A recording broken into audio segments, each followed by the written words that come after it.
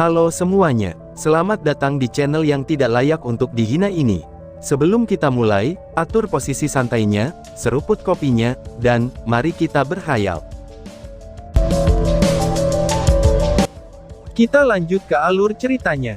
Setelah melakukan kontak untuk waktu yang agak lama, para anggota prajurit kelas 4 Demon Hunter Squad merasakan dengan sangat jelas, bahwa ada perbedaan yang memisahkan diri squad mereka dari prajurit kelas 21 Demon Hunter Squad. Pasangan kekasih dan inti dari tim yang dibentuk oleh Long Hao Shen dan CR ini, memiliki dampak yang sanggup membelah laut. Anggota lain juga memiliki kemampuan yang kuat untuk ditampilkan, dan terlebih lagi jika mereka benar-benar bersatu. Seluruh pembantaian ini berlangsung hanya 10 menit, dan Long Hao Shen tidak membiarkan satu musuh pun meloloskan diri. Ketika musuh terakhir akhirnya jatuh, yang terbunuh oleh pedang sucinya saat menggunakan Final Gambit. Selama ini, Long Hao Shen mendapat manfaat dari dukungan peri elemen cahaya Yating yang loyal kepadanya, dan merespons dengan sempurna untuk membantunya memulihkan diri. Tidak melepaskan CR di punggungnya, Long Hao Shen membuang sepasang kristal berdarah yang menempel pada pedang yang berat itu, lalu kemudian menuju kembali ke pintu masuk gua bersama dengan Hao Yue.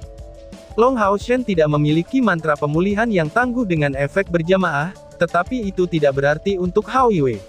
Dari inisiatifnya, penerangan cahaya suci membanjiri setiap sudut gua. Persiapkan dirimu semuanya, aku akan membersihkan medan perang. Jadi, mari kita bergegas dari sini dengan kecepatan penuh. Ucap Long Hao Shen. Suara Long Hao Shen terdengar sangat kasar, dan setelah dia selesai memberikan instruksi ini, dia berbalik dan berjalan keluar. Sambil berjalan, dia menyimpan mayat-mayat setiap Grand Fin dan kuda iblis mimpi buruk mereka di dalam kalung Eternal Melody. Itu benar, Pendant of Eternal Melody juga merupakan alat penyimpanan. Adapun seberapa besar ruang yang dicakupnya, itu bahkan dengan kapasitas mentalnya saat ini, Long Hao Shen tidak dapat mengatakannya. Setelah melakukan pembantaian ini, Long Hao Shen memiliki perasaan yang lebih berbeda. Bahwa setiap kali dia membantai iblis Grand Fin, jiwa lawannya akan langsung tersedot ke dalam melodi abadi. Dan energi jiwa yang dia peroleh dari musuh-musuh yang baru saja dia bunuh, itu bahkan lebih kuat dari energi yang dia terima dari mayat pertempuran sebelumnya. Karena dia tidak bisa berbuat apa-apa, dia hanya bisa mengabaikannya sekarang. Sebenarnya, dia tidak memiliki pemahaman yang nyata tentang prinsip energi jiwa ini. Mengandalkan melodi abadi, Long Hao Shen dengan cepat menyapu medan perang. Ketika dia kembali ke sisi kawan-kawan, kecuali dari Dian Yan yang masih tidak sadarkan diri, semua orang telah memulihkan kemampuan mereka untuk bergerak. Setelah menyaksikan Long Hao Shen menyapu medan perang tanpa kesulitan, Lin Xin tampaknya telah pulih setelah mengingat kenangannya yang menyakitkan. Setelah melihatnya mengumpulkan semua mayat iblis Grand Fin dan kuda iblis mimpi buruk, dia tidak bisa menahan diri untuk tidak menatap dengan mata terbelalak. Ketika Hao Shen kembali, dia secara diam-diam telah mengisyaratkannya untuk datang. Dengan punggung menoleh ke sisa kelompoknya, dia pun menunggu Hao Shen. Long Hao Shen menatapnya sebelum diam-diam melihat ke bawah. "Bagaimana kabar semua orang?" tanya Long Hao Shen. Han Yu menjawab. Selain Dian Yan yang menderita luka serius, tidak ada lagi orang yang memiliki masalah untuk berjalan. Hanya saja, jika terus-terusan berjuang, itu akan cukup menantang. Yuan, Sima Xian, dan aku, telah meminum pil haus darah dan pil spiritual.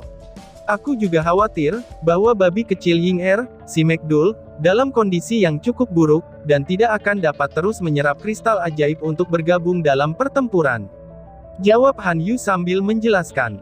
Luk Xipin berseru, pihak kita berada dalam situasi yang lebih baik, Han Daoxi dan Li Xin masih bisa terus berjuang, tetapi Yi Jun telah menyulut kekuatan vitalnya sendiri, dan dengan demikian dia pun tidak sadar juga. Aku akan membutuhkan waktu setidaknya 3 jam lagi, untuk meluncurkan mantra penyembuhan efektif ke kerumunan aku lagi. Dian Yan setidaknya membutuhkan 7 hari perawatan sebelum memulihkan kekuatan tempurnya. Xiaomo hampir sama dengan aku, dan akan mendapatkan kembali energi spiritual dalam waktu sekitar 3 jam lagi. Seru Luxi. Meskipun pertempuran ini berakhir tanpa kematian, bisa dikatakan ini merupakan tragedi total bagi pihak mereka. Satu-satunya yang masih memiliki kekuatan untuk terus bertarung hanyalah 3 orang, yaitu Long Hao Shen, Li Xin, dan Han Daoxi. CR yang telah kehilangan 4 inderanya selama 7 bulan penuh, bahkan lebih menyedihkan daripada Dian Yan yang terluka parah. Long Hao Shen dengan tenang mengangguk, dan menyatakan setelah beberapa saat melakukan refleksi. Aku akan meminta Hao Iwe membawa Dian Yan dan Yi Jun, dan kami akan segera bergegas. Setelah melaju lebih dalam ke pegunungan, tanpa tinggal dekat dengan tempat yang mencolok seperti Gua Desolate Hissing, kita harus dapat dengan mudah menyembunyikan diri kita. Di sana, kami akan menunggu semua orang memulihkan kekuatan, sebelum kita mencoba untuk pulang. Ucap Long Hao Shen. Luxi mengangguk diam-diam sebagai tanggapan, dan menatap Long Hao Shen dengan ragu-ragu. Long Hao Shen tahu apa yang dia pikirkan. Pada saat sebelumnya, aku telah mencatat eksplorasi aku tentang Desisate Hissing Cavern, dan ini jelas bukan tempat yang bisa kita jelajahi dengan saksama. Setelah kami menemukan tempat untuk menetap, aku akan berbagi catatan eksplorasi dengan semua orang. Isi rekaman dari The Recording Game tidak bisa dipalsukan, atau setidaknya tidak ada yang memiliki kemampuan ini di antara mereka. Keterampilan luar biasa dalam alkimia diperlukan untuk membuat ini menjadi mungkin. Ucap Long Hao Shen. Mendengar Long Hao Shen berkata begitu, Luxi segera merasa malu, dan dengan tenang mengangguk pada Long Hao Shen. Long Hao Shen melanjutkan perkataannya. Ayo pergi dari sini kalau begitu. Saat ini, aku sudah membersihkan mayat musuh. Sepertiga dari kristal magis ini akan menjadi milikmu untuk disimpan.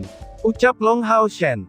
Luxi buru-buru bereaksi. Tidak perlu, karena kami tidak melakukan banyak hal. Balas Luxi. Long Hao Shen menggelengkan kepalanya, dan berkata dengan nada tegas. Kami sekarang adalah tim tunggal, dan kami akan berbagi keuntungan sesuai dengan kesepakatan kita. Tanpa kamu, rekan tim aku tidak akan bertahan cukup lama untuk kembali. Jadi, mari kita lakukan seperti yang aku katakan. Waktunya berangkat, ucap Long Hao Shen. Serangan balasan dari tungku spiritual CR ini, itu telah menyebabkan Long Hao Shen merasa sangat gelisah. Kelemah lembutan yang dimilikinya selama masa-masa normal telah hilang, dan digantikan oleh sikap emosional. Tetapi dengan kekuatan dan kemampuan yang dia tunjukkan di sana, semua yang dia katakan terasa sebagai hal yang biasa. Setidaknya, anggota prajurit kelas 4 Demon Hunter Squad diam-diam merada bersyukur. Sepertiga rampasan dari kuda iblis mimpi buruk dan iblis Grand Fin ini besar bukanlah jumlah yang sedikit. Semua orang sekali lagi berangkat untuk perjalanan pulang mereka, dan meskipun mereka sebagian besar dalam keadaan sangat lemah. Setelah melukai orang di antara mereka, tubuh mereka jauh melebihi kekuatan orang biasa sebagai pejuang. Saat fajar menyentuh daratan, kelompok 13 orang ini tidak terburu-buru meninggalkan punggungan gunung, alih-alih akan menembus lebih dalam di bawah kepemimpinan Long Hao Shen. Setelah melewati 2 puncak gunung, mereka akhirnya berhenti di daerah yang penuh dengan semak belukar. Itu adalah lembah dengan celah alami di tengah-tengahnya, itu adalah tempat yang tepat bagi mereka untuk tinggal sementara. Ketika mereka memutuskan untuk beristirahat di sana, itu sudah berada di siang hari. Luxi menjadi anggota tim yang paling sibuk, karena tanpa henti memulihkan energi spiritualnya saat dia mengambil tugas menyembuhkan semua orang. Yang akhirnya membuat Long Hao Shen merasa sedikit santai adalah, bahwa CR secara bertahap dapat memulihkan kemampuannya untuk bergerak. Pada saat ini, dia sedang duduk dekat dengan pintu masuk celah, dan membiarkan CR bersandar sementara di tubuhnya. CR tampak sangat tenang. Dia saat ini telah buta, bisu, tuli, dan tidak dapat merasakan, tetapi tampaknya dia tidak peduli tentang semua ini, karena dia hanya dengan tenang meringkuk dalam pelukan Long Hao Shen. Sementara yang lain sedang beristirahat, Han Daoxi mengambil alih tugas untuk berjaga-jaga, dan Hao Shen menarik tangan CR, lalu menggunakan ibu jarinya untuk membentuk beberapa kata di telapak tangan CR. Perlahan-lahan ia menulis narasi tentang seluruh peristiwa yang terjadi di Gua Desisate Hissing. CR tidak dapat mendengarkan, tetapi bisa merasakan, dan sebenarnya agak menikmati perasaan semacam ini. Saat dia membiarkan Long Hao Shen menulis huruf di telapak tangannya, dia bersandar padanya, dia sama seperti Magdul kecil yang bersarang di pelukan Chen Ying-er. Lin Xin, kemari sebentar, aku punya sesuatu untuk diberitahukan kepadamu. Ucap Li Xin. Li Xin tiba-tiba melambai ke Lin Xin, mengisyaratkan dia untuk mengikutinya. Lin Xin mengernyit dan sedikit mengerutkan alisnya, tetapi masih memilih untuk mengikuti Li Xin di dalam celah. Long Hao Shen hanya memberinya tatapan bingung, tetapi tidak mengatakan apa-apa tentang hal itu. Di dalam hatinya, Li Xin adalah salah satu orang paling terpercaya yang dimilikinya. Dia memahami karakter kakak perempuan angkatnya ini dengan cukup baik, dan tidak tahu apa yang sebelumnya terjadi di dalam gua. Alih-alih mencatat itu, ia terus menulis beberapa kata di telapak tangan CR. Yang lain berkultivasi di samping, dan tidak memperhatikan mereka. Celah itu sangat dalam, dan mereka terus berjalan sampai ke kedalaman lebih dari 200 meter di gunung. Ketika menatap jauh ke dalam, seseorang akan dapat melihat pemandangan yang luar biasa. Li Xin terus berjalan sampai tidak ada yang tersisa di pandangannya, dan sebelum akhirnya berhenti. Lin Xin berhenti di belakang dengan wajah apatis, hanya menggunakan jari-jarinya untuk menyisir rambut hijau gelapnya sendiri, lalu menjalin kepangan setelah menyatukannya sambil bersandar pada batu dinding. "Untuk apa kamu memanggilku kemari? Apakah kamu mencoba membunuhku untuk membungkamku?" tanya Lin Xin.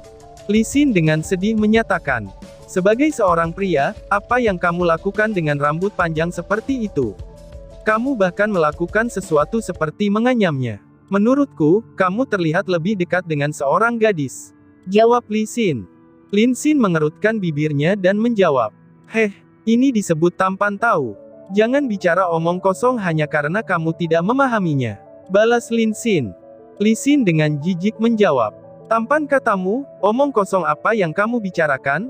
Bahkan kamu tisak ada setengah dari ketampanan Long Hao Shen," ucap Li Xin. Perubahan sementara muncul dalam ekspresi Lin Xin, dan otot-ototnya segera mengeras. "Apakah kamu memanggil aku hanya untuk menggertak aku? Tentu saja, Kapten memiliki penampilan yang lebih baik daripada aku, tetapi dia bahkan lebih mirip seorang gadis daripada aku," balas Lin Xin. Li Xin tiba-tiba terdiam, menatap Lin Xin tanpa mengucapkan kata-kata lebih lanjut. Merasakan atmosfer yang aneh, Lin Xin tidak bisa menahan diri untuk tidak melihatnya dengan tatapan bingung. "Maaf." Li Xin sedikit menundukkan kepalanya. "Itu adalah kesalahanku, aku seharusnya tidak memaksamu untuk menceritakan bagian dari masa lalumu, apalagi mengingat peristiwa menyakitkan itu ke pikiranmu," ucap Li Xin. Lin Xin sedikit gemetar, dan rasa sakit yang tak tergoyahkan mengisi ke kedalaman matanya. Menurunkan kepalanya, dia melemparkan rambut yang selama ini disisirnya ke arah punggungnya. "Tidak apa-apa, seseorang pasti akan menanyai aku hal itu cepat atau lambat. Sejujurnya, jauh di lubuk hati aku merasa jauh lebih baik sekarang," Lin Xin berkata dengan ekspresi sedih. Li Xin tanpa tergesa-gesa berjalan ke sisinya. "Aku harus mendapatkan hukuman karena membuat kesalahan seperti itu. Lalu, silakan maki-maki aku kembali. Atau kalau tidak kamu serang aku, dan aku akan merasa lebih baik," ucap Li Xin. Ekspresinya sangat serius. Berdiri di sisi Lin Xin, dia menawarkan sosoknya yang kuat namun lembut sebagai semacam pengorbanan diri. Ekspresi Lin Xin berubah. "Kakak perempuan, berhentilah bercanda. Apakah aku bahkan dapat memukul kamu?" balas Lin Xin.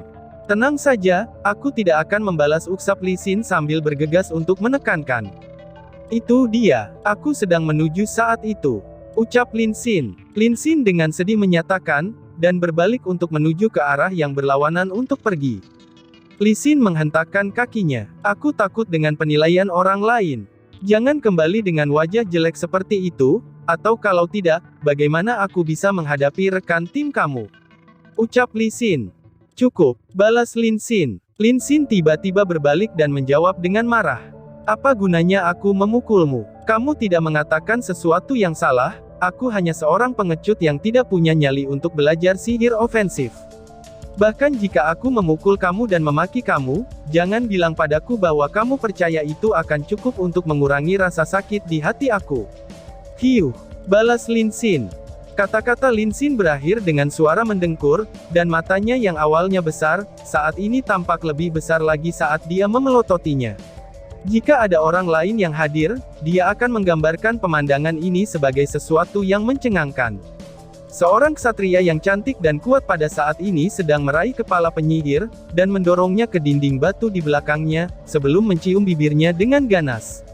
Wow, dan tiba-tiba saja bersambung. Sekian dan terima kasih banyak.